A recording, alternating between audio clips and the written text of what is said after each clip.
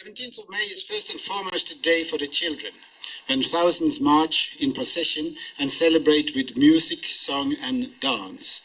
Although I will have to admit that our Norwegian song and dance can never compete with the vibrant rhythms which we can experience in this country. And now the text of my speech says that most Norwegian children would say that the three most important days in the year are Christmas Eve, their birthday, and 17th of May. But actually I read in the paper today that 17th of May has been overtaken by the American custom of Halloween. So we are under influence.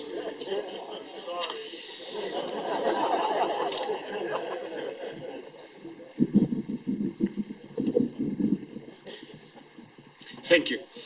Our Constitution, with its principles of sovereignty of the people and liberal rights, was heavily inspired by the values of the revolutions in America and France. It was hard fought for and jealously protected, soon becoming a strong symbol for our young nation. A nation that at the same time was old in the sense that our new awakening could be seen as a renaissance of the Norwegian kingdoms of the Middle Ages. But our constitution, although probably the most liberal in Europe at the time, also contained provisions that future Norwegians would not be very proud of. One paragraph simply read, "Jews and Jesuits must not be tolerated." It took more than 30 years before Jews were allowed into our country. And it was in fact only in the 1950s that the Constitution was finally amended to also tolerate Jesuits among us. Fortunately, tolerance finally prevailed. Time and again we are challenged as to our ability and readiness to accept people who are different.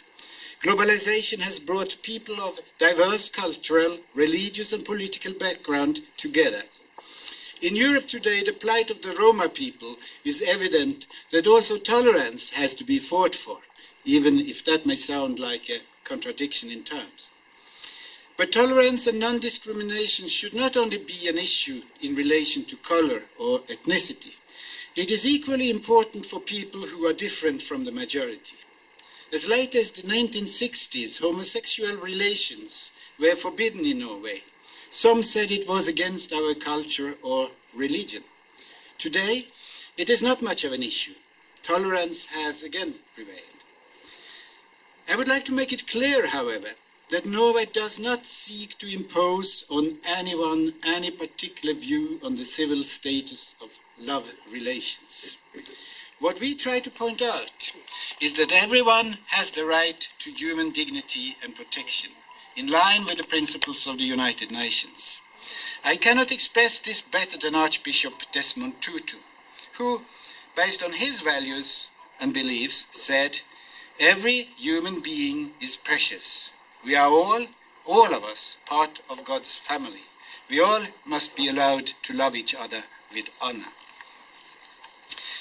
Honorable Minister, the decision to make Malawi a main partner country for development cooperation was made by the Norwegian Parliament in 1996 upon request of a Malawian government democratically elected after 30 years of dictatorship. The new government asked us in particular to support its program for consolidating the democracy, to support agriculture and food security, and assist in the social sectors, health and education. Since that time, our cooperation has grown. We have a solid government-to-government program for development. Norwegian churches cooperate with their Malawian counterparts. Universities exchange staff. The Housing Corporation of Oslo supports an SOS village near Blantyre. School children in the immigrant-dominated eastern boroughs of Oslo arrange bazaars for the benefit of a youth center in Emponela. And the westernmost coastal town of Norway, Flora, has made the old port of Nkotakota their city of friendship. This is as it should be. Two small countries of the world finding each other in a warm friendship at so many levels. Honourable Minister, we, as representatives of our government, do not mind criticism. That is part of the open dialogue which exists among friends. And criticism there has been. Some of it has been a bit difficult to understand. But I will not, having just arrived in the country, although for a second time, stand first in line to characterize developments in relation to the donors to Malawi. My government has issued a clear statement on certain recent issues that have left it surprised and concerned. I would like, however, to raise one issue in the spirit of openness and dialogue. For about a decade now, we have seen a cooperation developing between universities and colleges in Malawi and Norway. Academics working together in fields like agriculture, environment, health, and political science. Norwegian academics have thought highly of this opportunity to work together with their fellows in a country like Malawi, in a partnership which clearly benefits both our two countries. Malawi has in fact become the most important country fund-wise for NORAD's master program and in our joint research programs. This cooperation has always taken place in an atmosphere of openness and academic freedom.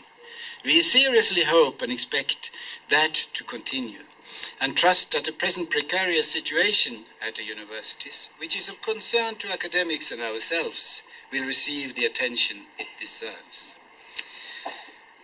Honourable Minister, Norway values our partnership with Malawi highly.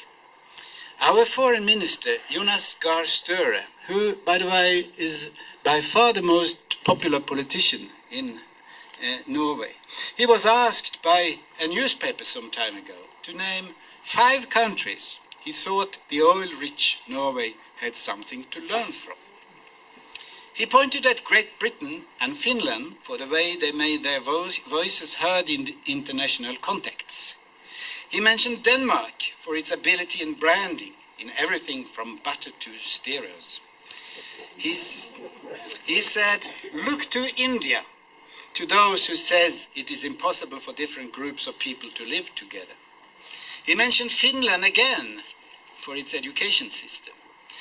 And he listed Malawi for the way this country manages to mobilize its people to fight certain illnesses, a way of mobilizing that may be important for all of us in preventing sickness, fight drug problems and loneliness, and to promote integration, as he said it. And I should add here that the organization of and resource use in our health services are maybe the most heavily disputed issue in Norwegian politics. But we are proud to be part of the Malawian effort to improve the health of its people, and we will do our part to continue supporting you to help overcome the daunting challenges you are facing in this and other areas. Honourable Minister, allow me to finally add a personal note. I served as Norwegian head of mission to this country from 1999 to 2004, and I was delighted to be asked by my government to go back to a place that gave me so many good memories and to represent Norway among people I respect so much. I would also like to thank you for the cordial way I have been welcomed to Malawi for a second time. It is good to be back.